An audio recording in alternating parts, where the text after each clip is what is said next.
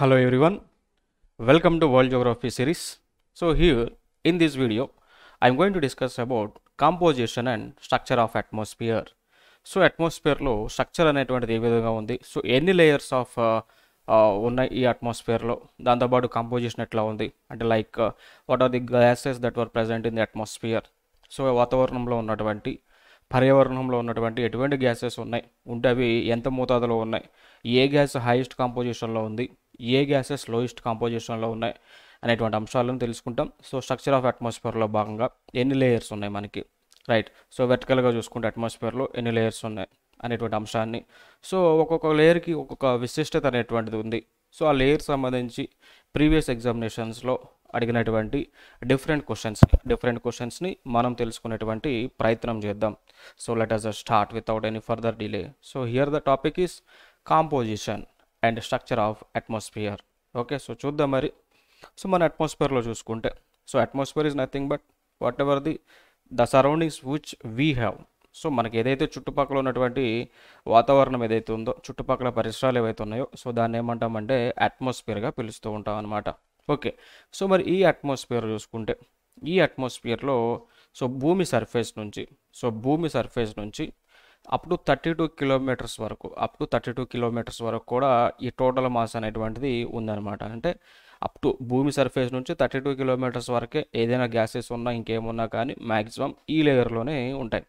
So ఫర్దర్గా above 32 kilometres దాటి పైకి వెళ్ళే కొద్దిగా మనకి ఈ గ్యాసెస్ అనేటువంటిది తగ్గుతూ ఉంటుందన్నమాట. సో అవైలబిలిటీ ఆఫ్ గ్యాసెస్ అనేటువంటిది become minimal when we go from above 32 kilometres from the surface of the earth.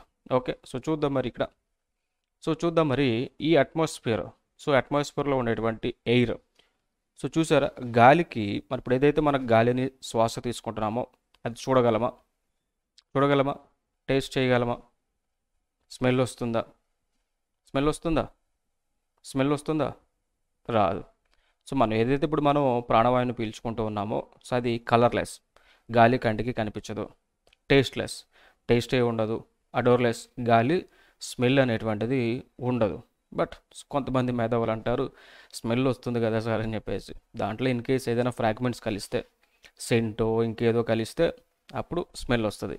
Bad items కలిస్తే బ్యాడ్ స్మెల్ వస్తుంది, గుడ్ ఐటమ్స్ కలిస్తే గుడ్ స్మెల్ అనేటువంటిది వస్తుంది అనమాట. ఓకే, సో అట్లా ఆ స్మెల్ అనేటువంటిది ఎయిర్కి వస్తుంది తప్ప సహజంగా ఎయిర్కి ఎటువంటి టేస్ట్ లేదు, ఎటువంటి స్మెల్ లేదు, ఎటువంటి కలర్ అనేటువంటిది లేదు. మరి దీనిలో కొన్ని రకాలైనటువంటి గ్యాసెస్ ఉన్నాయి ఈ అట్మాస్ఫియర్లో. సో ఉన్నటువంటి గ్యాసెస్ ఏమిటి, ఏ గ్యాస్ ఎక్కువ మోతాదులో ఉందనేటువంటి అంశాన్ని కూడా మనం తెలుసుకోవాలి. గత ఎగ్జామ్స్లో అడిగినటువంటి దాఖలాలు కూడా ఉన్నాయన్నమాట. ఓకే, సో ఏమని, what is the percentage of nitrogen in the air question అడిగారు. సో ఎంతండి, 78.03%. What is the percentage of oxygen in air, ఎంతండి, 20.99%. సో ఇట్లా పర్సెంటేజెస్ అనేటువంటివి అడిగి ఉన్నారనమాట. ఇంకొక విధంగా అడిగారు, which among the following gases, ఇట్లా. So arrange the following gases that were present in atmosphere అని చెప్పేసి ఇచ్చేసి కింద ఆర్డర్ ఇచ్చేశారు. Decreasing order, increasing order, jumbling order అనేటువంటిది ఇచ్చారు. సో వాళ్ళు ఏమడిగారు, ఇంక్రీజింగ్ ఆర్డర్లో, so which among the following, arrange the following gases in increasing order అన్నాడు. అంటే తక్కువ గ్యాసెస్ నుంచి ఎక్కువ గ్యాసెస్ ఉన్న విధంగా అరేంజ్ చేయండి, అరేంజ్ చేసిన దాంట్లో ఏది సరైన జవాబు అనేటువంటిది క్వశ్చన్ అడిగి ఉన్నారనమాట. సో దానికి మనం అది రైట్ ఆన్సర్ ఇవ్వాలంటే ఎట్లా, ఏం చేయగాలి, నైట్రోజన్ ఎంత ఉందో తెలుసుకోవాలి, ఆక్సిజన్ ఎంత ఉందో తెలుసుకోవాలి, argon gas, they are the inert gases అనమాట. సో తెలుసుకోవాలి, ఆర్గన్ తెలుసుకోవాలి, కార్బన్ డైఆక్సైడ్ గ్యాసెస్ ఎంత పర్సెంటేజ్ ఉందో తెలుసుకోవాలి, హైడ్రోజన్ గ్యాస్ తెలుసుకోవాలి, దాని తర్వాత ఇనర్ట్ గ్యాసెస్ మిగిలినటువంటి నియాను, హేలియాను, ఓజోను, జెనాను, క్రిప్టాను, రేడాను, ఈ గ్యాసెస్ ఎంత పర్సెంటేజ్ ఉందో తెలుసుకోవాలి. సో దాన్ని బట్టి ఆ క్వశ్చన్కి so which among the following, so arrange the following gases in increasing order అనేటువంటి క్వశ్చన్కి ఆన్సర్ ఇవ్వగలం అనమాట.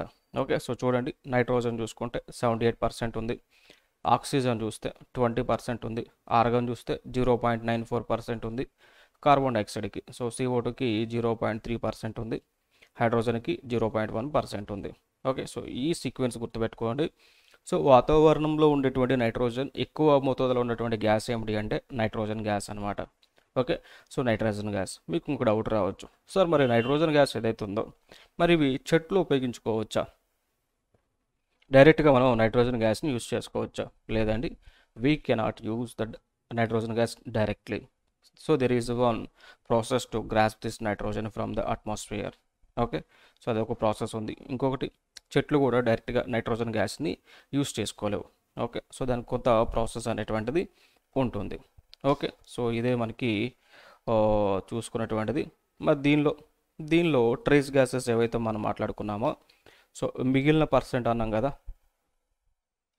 ఇప్పుడు ఈ రెండు పోయిన తర్వాత మిగిలినవి ట్రేస్ గ్యాసెస్ అనమాట. మేజర్ గ్యాసెస్ ఏమో nitrogen and oxygen. Trace gases అంటే తక్కువ అమౌంట్స్లో ఉండేటువంటివి. ఓకే, సో వాటి యొక్క పర్సంటేజ్ ఎంత ఉందో చూద్దాము. టోటల్గా ట్రేస్ గ్యాసెస్ 100% అనుకుంటే, టోటల్గా ట్రేస్ గ్యాసెస్ అనేటువంటిది 100% అనుకోండి. ఇక్కడ చూసారు కదా, నైట్రోజన్ 78, ఆక్సిజన్ అరౌండ్ 21, మిగిలింది ఆర్గాన్ 0.9%. ట్రేస్ గ్యాసెస్ అనేటువంటివి మైనర్ అమౌంట్లో ఉండేటువంటి గ్యాసెస్ 0.1%. ఈ 0.1%ని మనము 100%తో తీసుకుంటే కనుక, so if you make 0.1% of trace gases equal to 100%, then the following data will come. So మరి ఈ 100%లో 93.497% వచ్చేసి కార్బన్ డైఆక్సైడ్ ఉంటుంది. Okay, next neon 4.67%, 1.22 helium, methane 0.44, nitrous oxide 0.078, ozone 0.010% అనమాట. ఓకే, సో ఓజోన్ కనుక ఈ అట్మాస్ఫియర్లో ఎక్కువగా ఉంటే ఏమైందంటే మనుషులు చచ్చిపోతారు. ఎందుకు చచ్చిపోతారు? ఇన్ జనరల్గా మనకున్నటువంటి రెస్పిరేటరీ సిస్టమ్ ద్వారా O2 గ్యాస్ని మాత్రమే పీల్చుకోగలం. O3 గ్యాస్ని, ఓజోన్ని పీల్చుకోలేం. సో అట్లా ఓజోన్ని పీల్చుకోవాల్సి వస్తే కనుక definitely we will die, because our respiratory system is not suitable to inhale ozone gases, to inhale ozone gas. Okay, of course ozone is formed due to the combination of hydrogen molecules. In spite of that, our respiratory system cannot handle inhaling of O3, it handles only O2. So learn this. Next, nitrogen. So we will learn about one by one gases. Nitrogen, so నత్రజని అని చెప్పి పిలుస్తాం.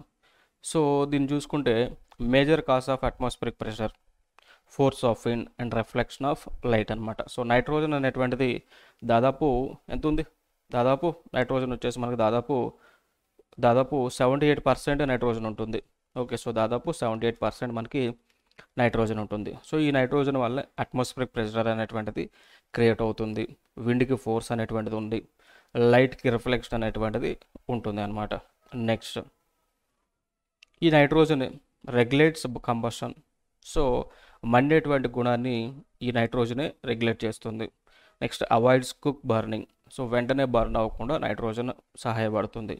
So మనకి ఎక్కడైనా ఎక్కువ మంటలు వచ్చినప్పుడు ఏం చేస్తారు, నైట్రోజన్ గ్యాస్నే కదా స్ప్రే చేసేది. మన సిలిండర్లో ఉండేటువంటి గ్యాస్ కూడా నైట్రోజన్ గ్యాసే, ఎక్స్చేంజర్ గ్యాస్ అంటాం దాన్ని. ఓకే, సో నైట్రోజన్ గ్యాసే ఉంటుంది. కొన్నిట్లో కార్బన్ డైఆక్సైడ్ కూడా ఉంటుంది.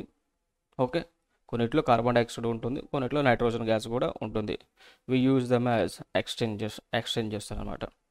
సో అట్లా. సో ఈ మరి నైట్రోజన్ ఉన్నటువంటి గుణం ఏమిటి అంటే మండేదాన్ని మండకుండా చేస్తుంది, దాన్ని రెగ్యులేట్ చేస్తూ ఉంటుంది అనమాట. Next, dilutes oxygen and prevents rapid burning at the earth surface. Okay, so nitrogen ఉండటం వల్ల ఇప్పుడు మనకి ఆల్మోస్ట్ 20% ఆక్సిజన్ ఉంది, 78% ఏముంది నైట్రోజన్ ఉంది. సో మరి అంత ఆక్సిజన్ ఉన్నప్పుడు ఆటోమేటిక్గా ఆక్సిజన్కి ఉన్నటువంటి ఒక ఫినామినా ఏంటంటే మండేటువంటి గుణం అనమాట. సో మండేటువంటి గుణం, ఫైర్ని క్రియేట్ చేసేటువంటి గుణం అనమాట. సో మరి గాలిలో ఈ నైట్రోజన్ ఉండడం వల్ల ఆక్సిజన్ మండకుండా చేస్తూ ఉంటుంది, అర్త్ని ప్రొడక్ట్ చేస్తూ ఉంటుంది అనమాట. ఓకే, సో ఇదే నైట్రోజన్ మనం డైరెక్ట్గా యూజ్ చేసుకోలేము. Okay, so like nitrogen use చేసుకోవాలంటే మనకి ఒక నైట్రోజన్ సైకిల్ అనేటువంటిది ఉంటుంది. సో దాని ప్రకారమే నైట్రోజన్ని మనుషులు లివింగ్ థింగ్స్ ఉపయోగించుకోవచ్చు. ఓకే, నెక్స్ట్ సో ఇదే నైట్రోజన్ అనేటువంటిది చెట్లకి సో చెట్లకి చాలా ఉపయోగపడుతూ ఉంటుంది. సో చెట్లకి ప్రోటీన్ జనరేట్ చేయడానికి సో చెట్లు ప్రోటీన్ని జనరేట్ చేయడానికి నైట్రోజన్ అనేటువంటిది సహాయం చేస్తూ ఉంటుందన్నమాట. సో నైట్రోజన్ అనేటువంటిది చెట్లకి ప్రోటీన్ జనరేట్ చేయడానికి nitrogen acts as A source of food for దేనికి ఫ్లోరా అంటే ప్లాంట్స్ ట్రీస్ వాటికి అనమాట. Okay, so this is about nitrogen. Next carbon dioxide CO2. CO2 is heaviest gas in atmosphere, essential for growth of vegetation. Okay, so మనం in జనరల్గా మనుషులము జంతువులము ఏ గాలి పీల్చుకుంటాం? Oxygen పీల్చుకుంటాం, O2ని పీల్చుకుంటాం. So we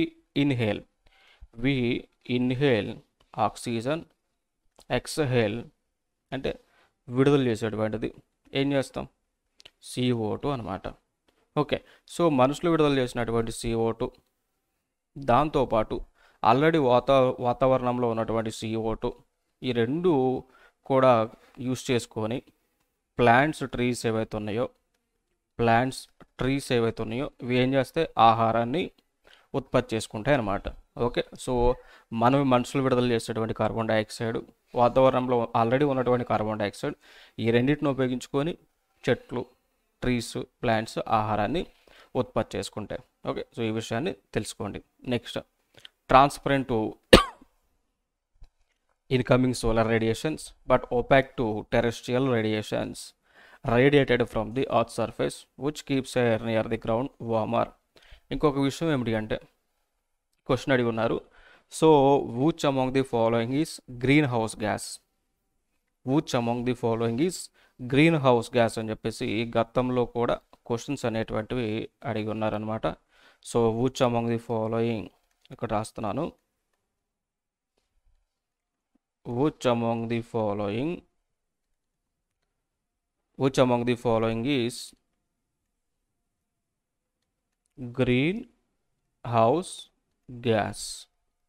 so వాళ్ళు ఇచ్చినటువంటి options చూసుకుంటే మొట్టమొదటిగా oxygen O2 అన్నాడు, B వచ్చేసి carbon dioxide అన్నాడు.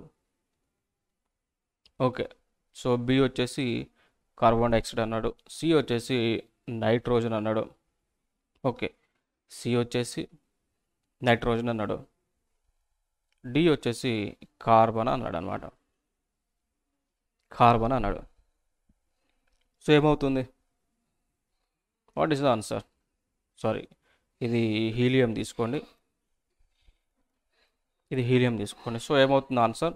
Which among the following are green house gases అంటే ఆప్షన్ ఏ ఆక్సిజన్ ఇచ్చాము, బి CO2 అన్నాం, 3 వచ్చేసి నైట్రోజన్ తీసుకున్నా, డి వచ్చేసి హీలియం తీసుకున్నా. ఏమవుతుందండి? CO2. సో మనం ఏదైతే విడుదల చేస్తూ ఉంటామో మనుషులు ఏదైతే ఈ రెస్పిరేషన్లో భాగంగా విడుదల చేసేటువంటి గ్యాస్ ఏదైతే ఉంటుందో అది గ్రీన్ హౌస్ గ్యాస్ అనమాట. సో భూమి యొక్క తాపాన్ని, భూమి యొక్క ఉష్ణాన్ని, భూమి యొక్క వేడిని పెంచేటువంటిగా ఉందన్నమాట. సో CO2 అనేటువంటిది భూమి యొక్క వేడిని తాపాన్ని పెంచేటువంటి విధంగా కార్బన్ డైఆక్సైడ్ అనేటువంటిది ఉంది. ఓకే, సో ఈ విషయాలు తెలుసుకోండి. సో CO2 అనేటువంటిది ఒక గ్రీన్ హౌస్ గ్యాస్గా పిలుస్తూ ఉంటాం. సో ఎందుకంటే ఇది ఏం చేస్తుందంటే ఇప్పుడు గాలిలో ఉన్నటువంటి అట్మాస్ఫియర్లో ఉన్నటువంటి CO2 ఏం చేస్తుందంటే సూర్యరశ్మిని తీసుకునేటప్పుడు తీసుకుంటుంది, అప్పుడు ట్రాన్స్పరెంట్గా యాక్ట్ చేస్తుంది. బట్ వన్స్ ఈ సూర్యరశ్మి ఎర్త్ని హిట్ అయిన తర్వాత రిటర్న్ రేడియేట్ అవుతుంది కదా, సో ఈ రేడియేషన్ అయ్యేటువంటి టైంలో CO2 దాన్ని ఆపేస్తుంది అనమాట. ఓకే, CO2 సన్ రేడియేషన్ని తీసుకునేటప్పుడు అబ్జర్వ్ చేసుకున్నప్పుడు చేసుకుంటుంది, బట్ ఎమిట్ చేయడానికి వచ్చే టైంలో అడ్డుకుంటుంది అనమాట. సో దీనివల్ల ఏమవుద్ది? Temperature on the earth surface will be increased అనమాట. సో భూమి మీద ఉన్నటువంటి టెంపరేచర్ ఉష్ణోగ్రతలు CO2 ఉండటం వల్ల కూడా పెరుగుతూ ఉంటాయి. So it is known as one of the green house gases అనమాట. ఇదే గ్లోబల్ వార్మింగ్ కూడా కారకం అవుతుంది అనమాట. సో ఇది next water vapour. So form in atmosphere due to evaporation from surface water bodies. So water vapour అంటే నీటి ఆవిరి. సో ఇది ఎందుకు ఏర్పడుతుంది? వాటర్ ఉన్నప్పుడు ఉష్ణోగ్రత వల్ల, సూర్యుడి యొక్క వేడి వల్ల ఎవాపరేషన్ జరిగి ఆవిరి అనేటువంటిది ఏర్పడుతుంది. Okay, so absorbs part of insolation from the sun and reduces its amount reaching the earth, preserves earth's radiated heat అనమాట. సో ఏం చేస్తుంది, గాలిలో నీటి శాతం ఉంటే, గాలిలో హ్యూమిడిటీ ఉంటే, గాలిలో వాటర్ వేపర్ ఉంటే ఏమైంది, సూర్యుడు వచ్చేటువంటి సూర్యరశ్మిని ఈ వేడి కొంత క్యాప్చర్ చేసుకుంటుంది అనమాట. సో ఇది చేస్తుంది. దాని తర్వాత hence acts as a blanket allowing the earth to neither become too hot or too cold.